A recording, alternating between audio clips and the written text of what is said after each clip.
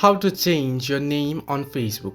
Hello everybody, welcome back to the channel. Today I'll guide you on how you can change your profile name or username on Facebook. Now, in order to change your profile name or your name on Facebook, first open up the app and log into the account. And what you want to do is tap on the three horizontal line icon that you can find on the top right corner of your screen and then head into settings. Now, once in settings, what you want to do is under account, you can see the option personal and account information. Simply tap on it and open this up and you'll find the option name here.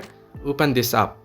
Now, you can see the name option right here. Now, simply tap on your first name and then simply tap your another name in and then simply tap on surname, and if you want to keep middle name you can simply type it and then tap your surname and then tap on review change. After you tap on review change, Facebook will review the name and then it will ask you to how your name appears. Choose how your name will appear on your profile. Now you can set it either ways, and then to save the settings simply type in your password and tap on save changes and your changes will be saved and your name will be changed.